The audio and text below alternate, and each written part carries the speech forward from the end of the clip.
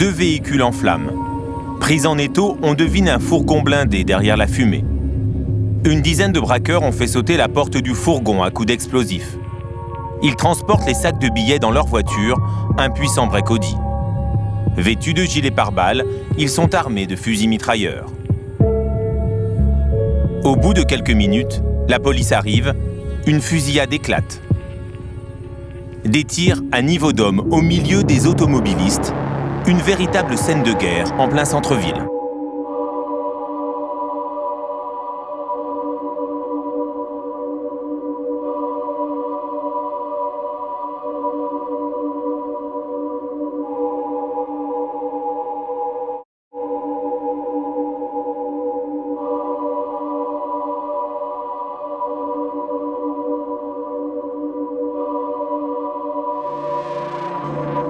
Attaquer un fourgon, taper une tirelire, comme on dit dans le milieu, c'est le rêve de tout braqueur. Et pour les garçons des cités, c'est devenu une réalité. La police l'a compris à la fin des années 90. C'est le pionnier de ces braquages de fourgons. Il s'appelle Redouane Faïd. Il vient de passer plus de 10 ans derrière les barreaux pour l'attaque d'un transport de fonds, ici même, en 1997. Il avait alors 24 ans.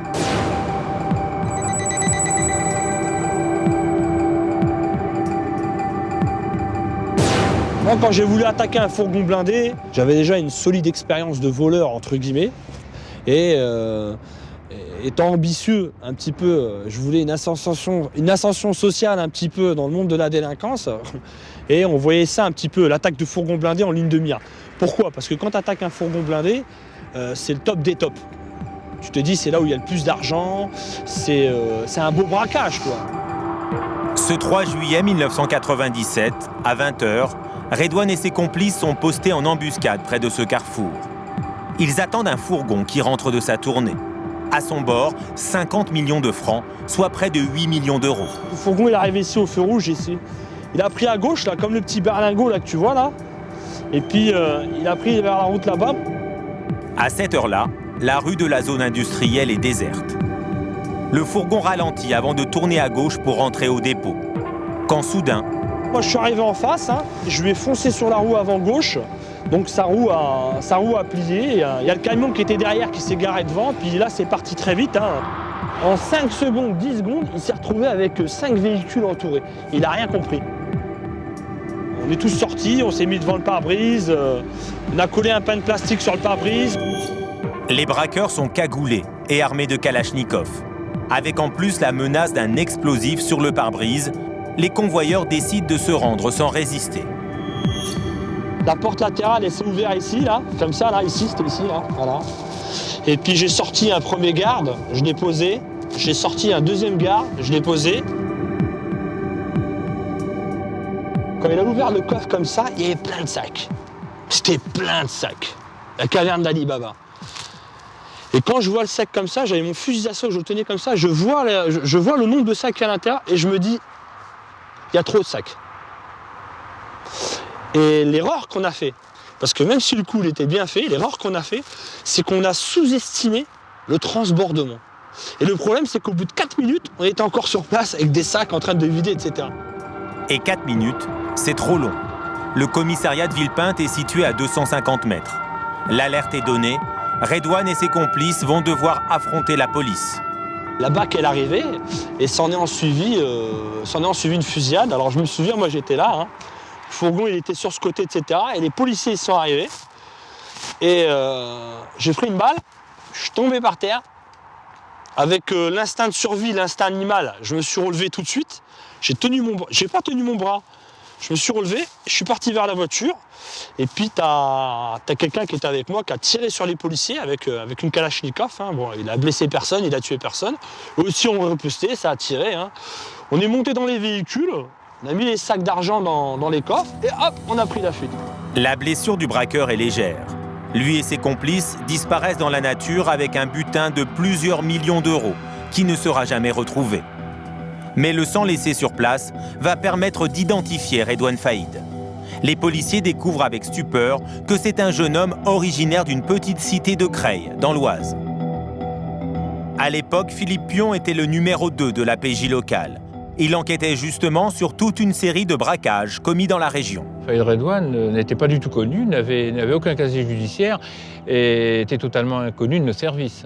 On s'attendait certainement à trouver des gens qui avaient déjà une certaine expérience. Et là, on découvre qu'effectivement, ce sont la tête de l'équipe, c'est un jeune qui a une vingtaine d'années et qui a été capable d'organiser une équipe de voleurs à main armée. Après un an de cavale, Redouane Faïd est arrêté. En tout, les policiers le soupçonnent d'avoir attaqué avec son équipe 6 fourgons blindés. À partir de ce moment-là, on se dit qu'il faut quand même qu'on garde l'œil sur les quartiers, parce qu'effectivement, ils sont capables de générer de grands malfaiteurs. Aujourd'hui, Redouane Faïd a changé de vie. Il travaille comme cadre commercial à Paris, près de la grande bibliothèque, loin de sa cité. Sa jeunesse, il l'a passée dans une barre HLM où il a commencé sa carrière de délinquant. Vol, cambriolage, jusqu'au braquage à main armée à 18 ans. Mais comment ce voyou de banlieue a-t-il franchi la dernière étape et rejoint le cercle très fermé du grand banditisme? Le milieu traditionnel, il n'a pas tendu la perche aux délinquants de cité. Parce que le délinquant de cité, quand tu le vois, il donne pas envie de travailler avec lui. Tu sais, on est en survêtement, on est avec des baskets Nike Air Max, ça mange des kebabs, ça boit du Coca Zéro. C'est quoi ces mecs? Tu vois ce que je veux dire? Le milieu traditionnel, c'est toujours méfier des jeunes délinquants de cité. Mais c'est ce qui a aidé les délinquants de cité à monter dans les hautes sphères du grand banditisme. Pourquoi? Parce que la PJ a surveillé ces gros voyous. N'a jamais surveillé les jeunes de cité. Et l'arrivée des armes de guerre en provenance d'ex-Yougoslavie va permettre aux voyous de quartier de jouer dans la cour des grands. Le milieu traditionnel, lui, il était équipé. C'était des guerriers, les mecs. Et nous, on n'avait pas ça. On n'avait pas des lance-roquettes, on n'avait pas des M16, on n'avait pas de Kalachnikov. Là, on a eu accès à ça. Les dealers, ils ont pu s'équiper et ils ont pu être en position de force parce que maintenant, il n'y a plus personne pour les emmerder.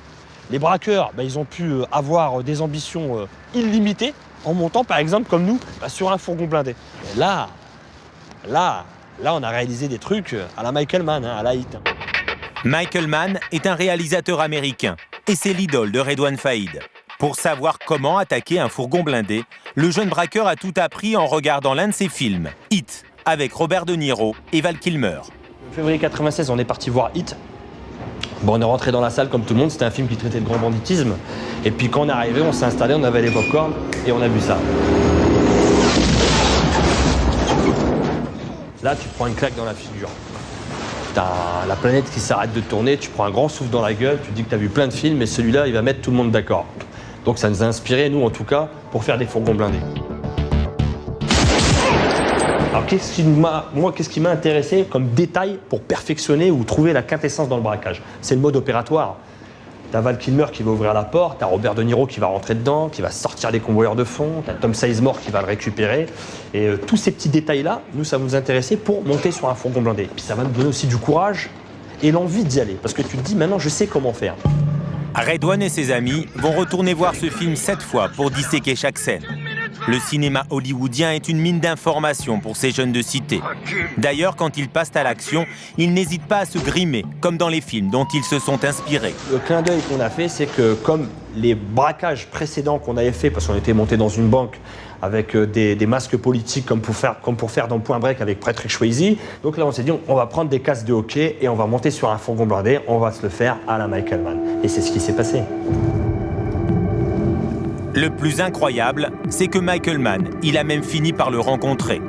Le 4 juillet 2009, le réalisateur américain est l'invité de la Cinémathèque à Paris. Le voici sur scène, prêt à répondre aux questions du public. Et dans la salle, il y a Redouane Faïd. Il est le premier à s'emparer du micro. Moi, personnellement, je suis un ancien gangster. Malheureusement, je ne m'en vante pas. Je viens de faire une dizaine d'années de prison. J'ai attaqué des fourgons blindés, des bijouteries, des banques. Et j'avais un conseiller technique, un prof de fac, une sorte de mentor. Il s'appelle Michael Mann. Alors